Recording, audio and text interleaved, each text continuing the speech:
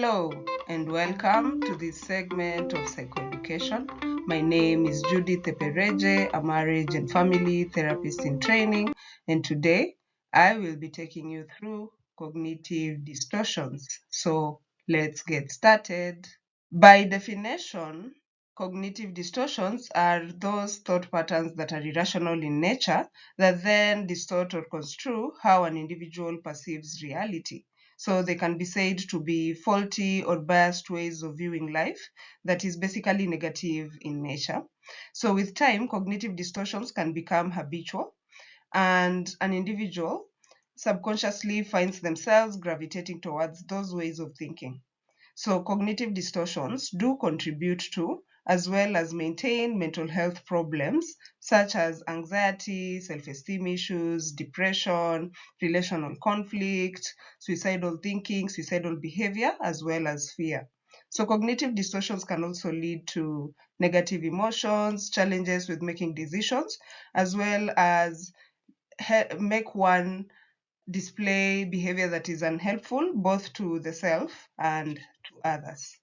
So cognitive distortions as a concept was first introduced in the 1970s and 1980s after being influenced by the work of Aaron Beck, which mostly was pioneered around 1960s, 1970s. So Aaron Beck is popularly known for cognitive behavioral therapy.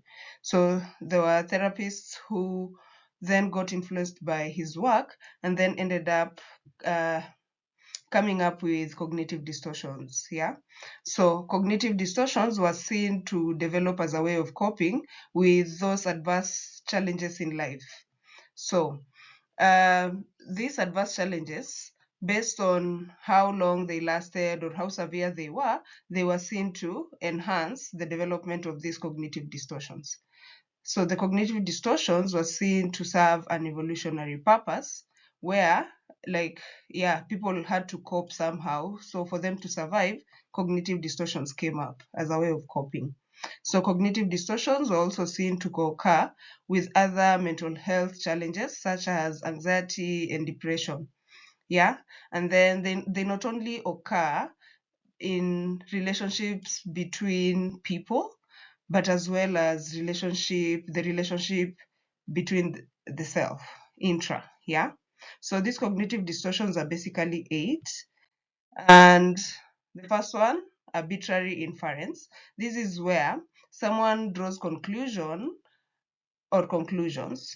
about an event, about a thought, about a feeling without evidence to support the conclusion that they're making. So, for example, when a child comes home late from school, a parent might assume that the child was up to no good without evidence that shows that the child was really up to no good and that's why they came home late.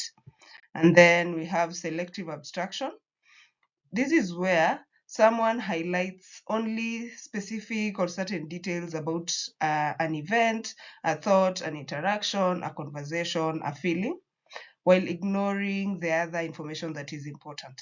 So, for example, when a woman greets her husband in the morning and then the husband does not answer back, the woman or the wife um, concludes that the husband must be angry at her and that's why he did not respond to her greeting. Yeah. Then we have overgeneralization.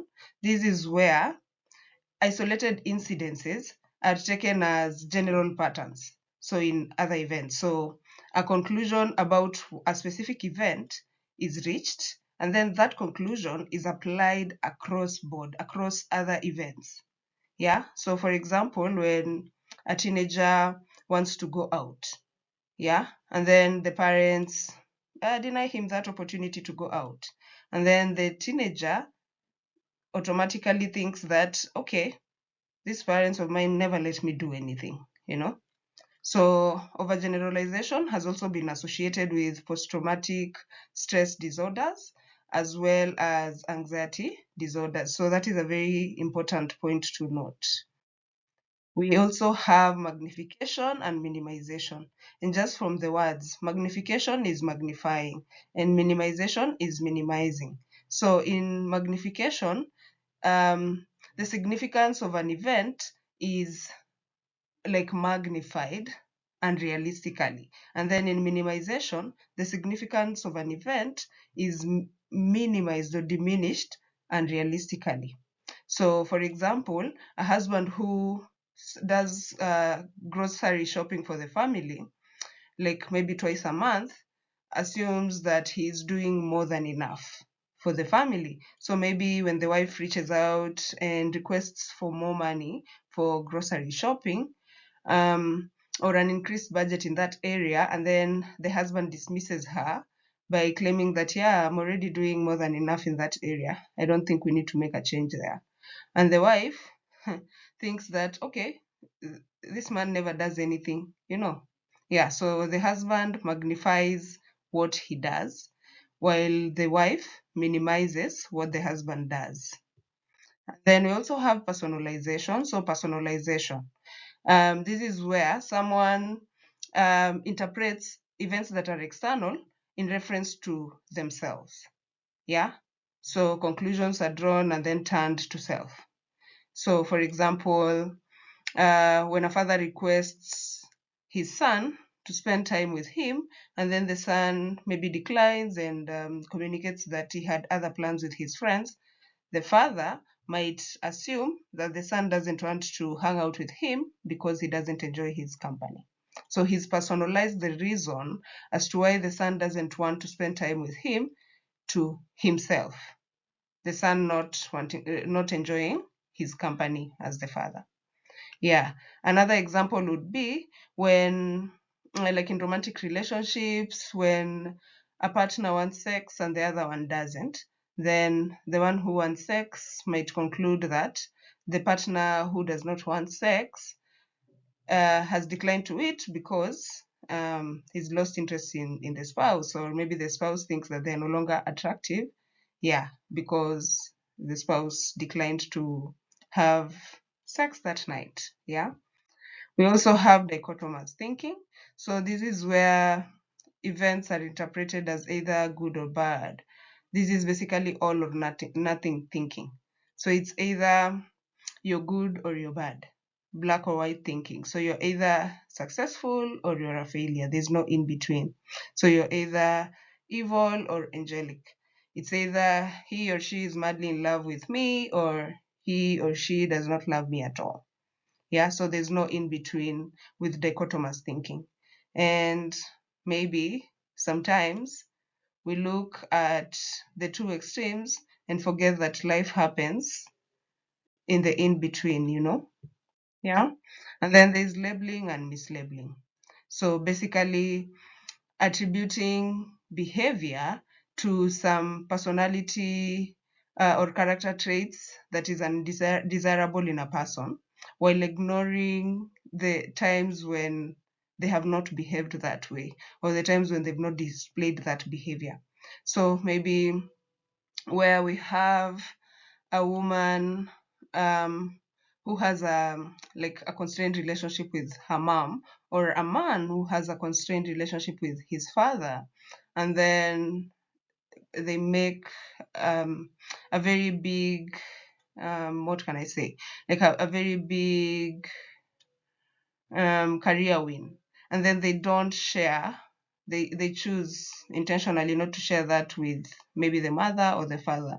But those who do not know the reasons for this or the genesis for this consider the woman as withholding information, or consider the man as withholding information from the father.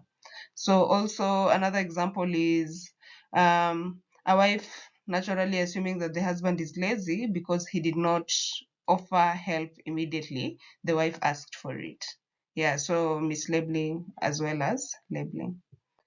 And then we have mind reading. This is where someone thinks that they know what other people are thinking without those other people communicating what they're thinking. And this happens especially around hot topics in relationships. And this can be around sex, money, religion, household chores, roles, responsibilities, and all that. Then we also have, okay, so the 8 ones that I've broken down are more specific to individuals, families, yeah, and other relationships as well as couples. But there are 5 major types that are specific to couples. These came way later and were they came up as the result of Epstein and his colleagues in the year 2005. So they include selective perceptions. This is where someone focuses on certain information or certain events while excluding others. So in relationships, maybe one partner or both partners only focus on certain information in an argument or in a conversation or in an interaction while excluding every other thing that was said or that was done. And then attributions. This is where couples or spouses um, make inferences about the negative as well as the positive things that happen in the relationship. So always giving a reason as to why this negative thing happened or why this positive thing happened and the way it happened.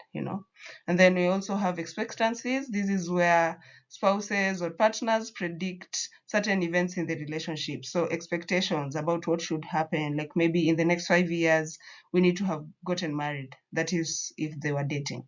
Yeah. Or maybe in the next 5 years, we need to have bought a home, have a child, you know? Yeah. Or if they are newly dating, we need to have moved in by the end of the year, or the woman assuming that the man needs to have proposed by a specific period of time. So having expectations that might not ring true to the other party. And then we have assumptions. These are basically beliefs that partners have about each other or about the relationships or the relationship. And then we have standards, which are basically the shoulds in the relationship or the shoulds about the partner or the spouse. Yeah, so thank you for staying with me up to this point. I hope you learned a lot from this presentation. Yeah, and please keep on subscribing, like the video and share to allow me reach more people. Yeah, also check the links I've placed down below. Yeah, for my other social media pages. I have something cooking. I would really appreciate your support. So thank you very much, and until the next one, bye.